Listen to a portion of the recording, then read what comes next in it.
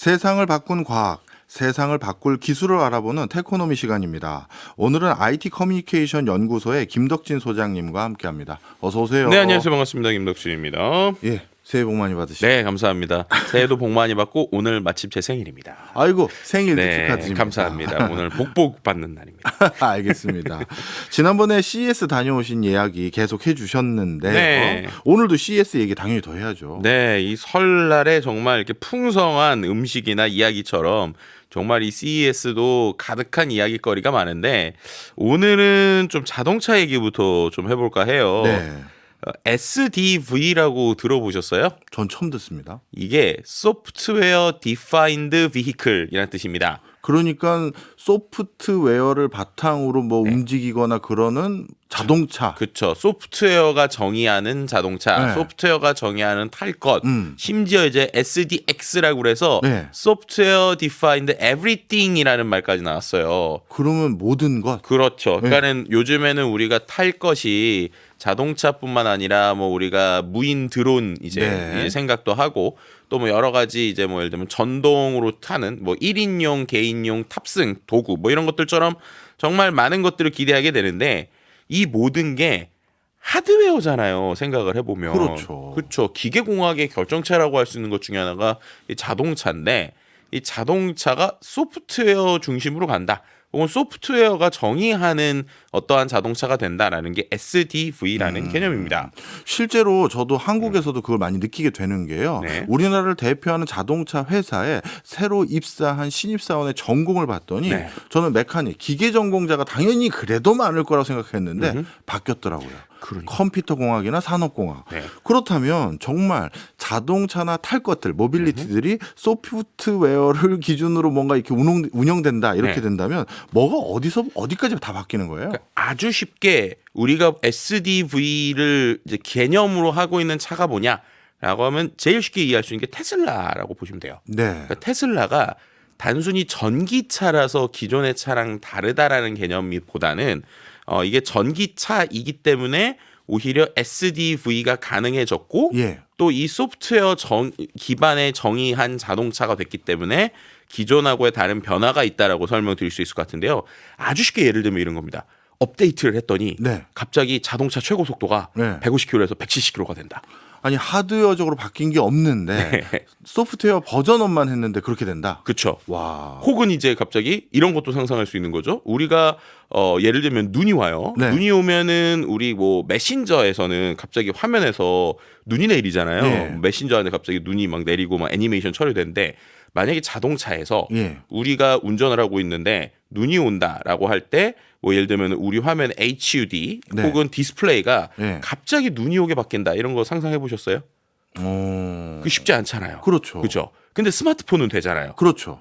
자동차가 만약에 스마트폰의 개념이 된다면 그게 되는 겁니다. 그렇네. 그게 바로 SDV예요. 아, 그러니까 쉽게 얘기해서 자동차 자체가 일종의 스마트폰 기능이 다 들어간다 이렇게 봐도 되나요? 그렇죠. 근데 그렇게 그럼 왜 안 됐느냐라고 생각을 하면 말씀하신 것처럼 원래 자동차라고 하는 건 기기공학적으로 여러 가지 부품 정말 많은 부품이 조립이 되잖아요. 하나라도 잘못되면 문제가 생기죠.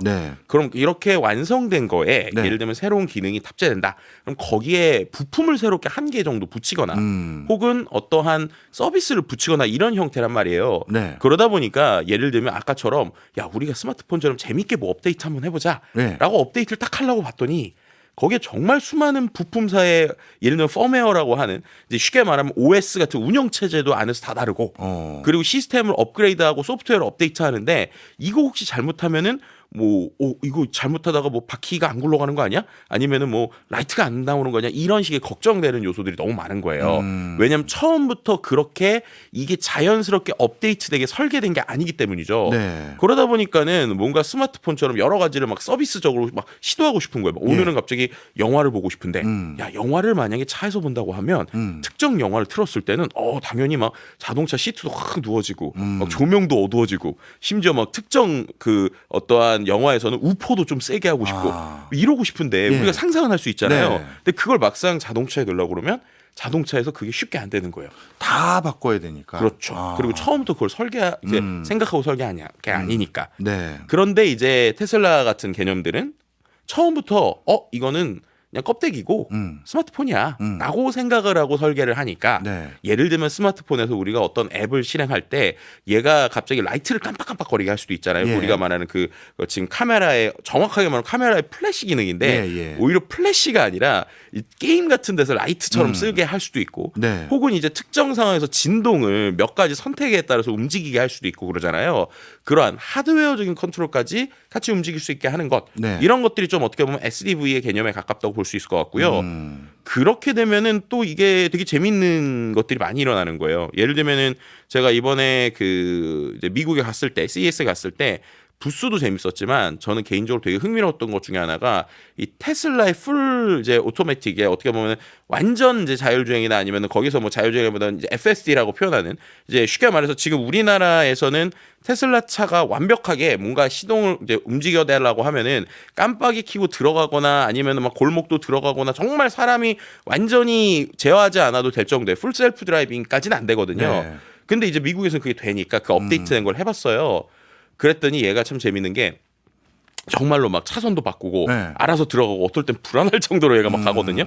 근데 이제 그거에 익숙해지면 사람들이 이런 생각 많이 하잖아요. 이거 FSD에 익숙해지고 완전한 자율주행 같은 이제 그 주행에 익숙해지면 사람들이 다른 데 보는 거 아니야? 뭐 사람들이 딴짓하는 거 아니야? 이런 생각을 많이 하게 예. 되잖아요.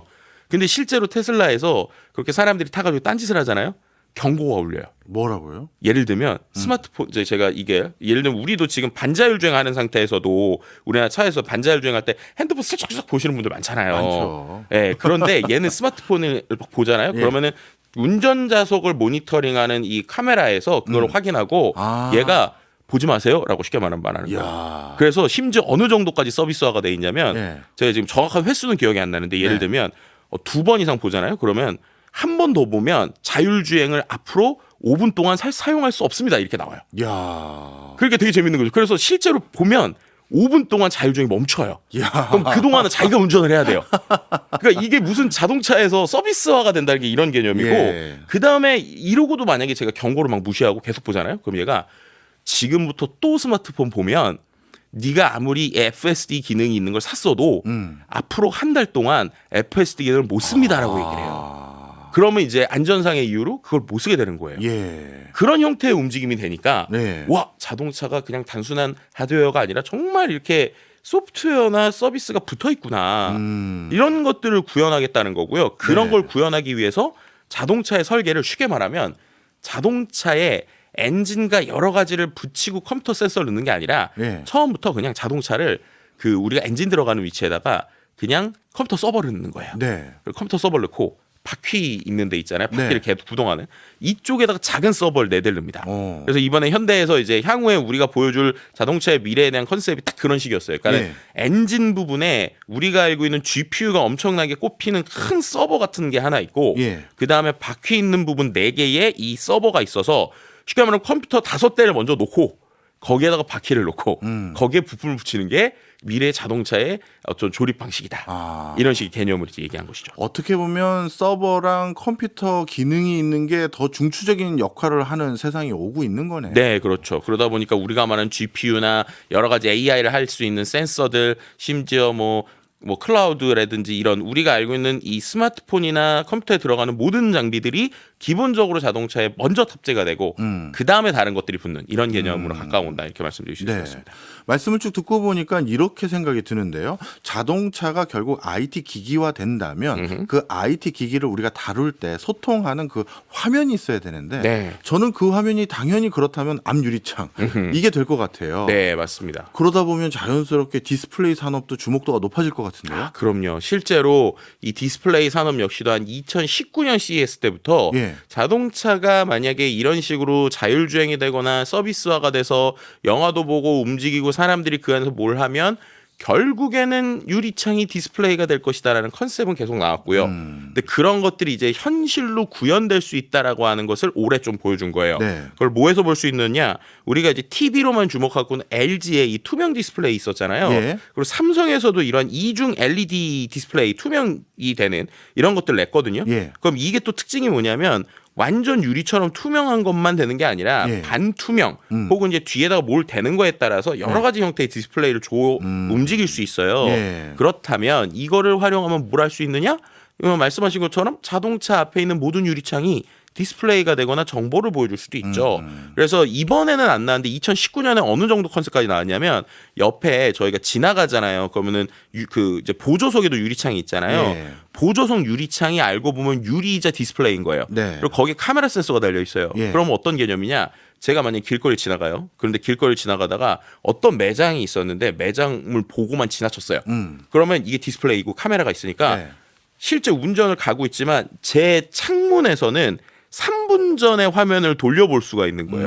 3분 전에 지나간 매장을 제가 스마트폰으로 쓱쓱쓱 보듯이 유리창을 보는 거예요. 그래서 그 매장 내가 지나갔잖아 하고 딱 들어간 다음에 거기에서 무슨 우리가 증강현실에서 말하는 것처럼 그 매장을 터치해서 들어가 볼 수 있는 거죠. 그럼 그 매장 안으로 들어간다는 그 말씀이신 그렇죠. 거잖아요. 메타버스 예. 같은 개념으로. 실제로 이제 자동차는 움직이고 있는데 네. 제가 3분 전에 지나간 특정 예를 들면은 몰이 있다. 네. 그럼 그 몰을 이제 디스플레이니까 네. 이제 나 3분 전에 지나갔는데 보여줘라 해가지고 네. 그 안에서 뭔가 가상의 공간으로 들어가고 가상에서 쇼핑을 할 수 있는 이런 형태의 컨셉까지 나왔거든요. 예. 그러니까 결국에는 이 우리를 둘러싸고 있는 자동차를 둘러싸고 있는 모든 유리 부분이 디스플레이가 되고 어떨 땐 자율주행할 때는 그게 가려져서 완전히 영화관처럼 깜깜해지기도 하고 또 정보를 보여줄 수 있는 형태가 된다.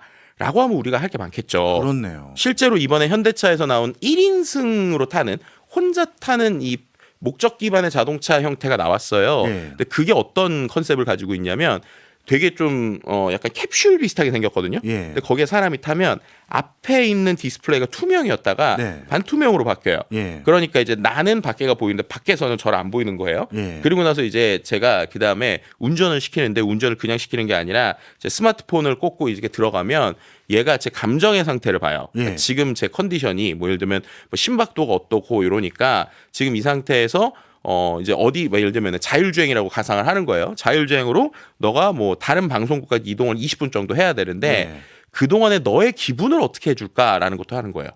나의 기분을 어떻게 해준다는 게 예를 들면 심박수가 이렇게 되고 너 지금 되게 긴장한 것 같은데 너 20분 있다가 우리 자율주행차가 실제 너의 위치를 데려다 줄 건데 그동안 너의 기분도 우리가 내비게이션을 해주겠다는 거예요. 그래가지고 거기서 예를 들면 나 좀 더 릴렉스하게 해줘라고 하면 20분 동안 가는 동안 이게 이제 반투명이고 또 투명이 되고 되니까 이게 쫙 어두워지면서 그 안에서 좋은 음악이 나온다든지 아니면 이게 등이 굽어진 이제 이게 시트가 착 누워진다든지 그 안에서 이제 등을 도동도동 두드려준다든지 이런 형태로 해가지고 제 감정을 되게 릴렉스하게 해주는 거예요. 예. 그리고 나서 이제 도착을 하면 이제 도착했구나라고 하면서 실제로 제 이제 심박수나 얼굴에 있는 그 긴장도 같은 걸 체크를 해서 그 안에서 너가 길도 왔지만 네 감정도 이렇게 우리가 내비게이팅 해줬어라고 하는 개념까지 들어간다. 그러니까 결국에는 자동차 디스플레이가 여러 가지 형태로 움직인다는 거고요.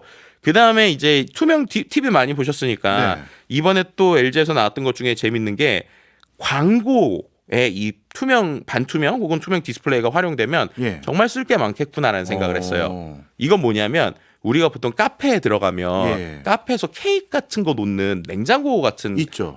투명한 이런 디스플레이 전시장이 있잖아요. 예, 예. 거기에 보통 막 이렇게 이제 매직이나 이런 네. 걸로 뭐 할인 이렇게 써놓거나 이렇게 하지 않습니까? 예. 그 앞에 보이는 냉장고 형태의 그 투명한 이 디스플레이 자체가 만약에 네. 화면이다. 예. 라고 생각하면 할 게 많겠죠. 아, 그렇네. 네. 일일이 쓸 필요가 없는 거네. 그렇죠. 근데 네. 쓸 필요가 없는 수준을 떠나서 예. 거기에서 이번에 또 같이 보여준 게 거기에 또 카메라 센서가 있어서 예. 사람들이 지금 우리 매장에 들어오는 사람들이 예. 남성이 많은지 예. 혹은 뭐 예를 들면 40대가 많은지 이런 걸 타겟팅을 해요. 그러면은 지금 제가 들어왔는데 우리 매장에 40대 남성이 많아요. 그럼 그 데이터를 기반으로 해서 요게 케이크도 있고 뭐도 있고 하면 시간대별로 자 지금부터 타임 세일을 합니다.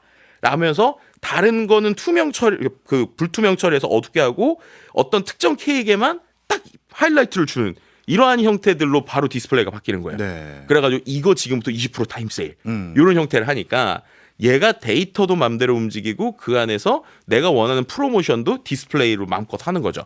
그런 식으로 되면은 말씀하신 대로 쓰는 것뿐만 아니라 여러 가지 정보의 형태를 보여주거나 혹은 뭐 할인을 하거나 이런 것들을 아주 능동적으로 할 수 있는 디스플레이 형태의 그 어떻게 보면은 냉장고 혹은 투명한 형태의 케이크 놓는 이런 공간이 사람들에게 광고용으로도 쓰일 수 있다라고 하는 것들도 이 디스플레이 변화에 놀라운 것이었죠. 네, 그렇군요.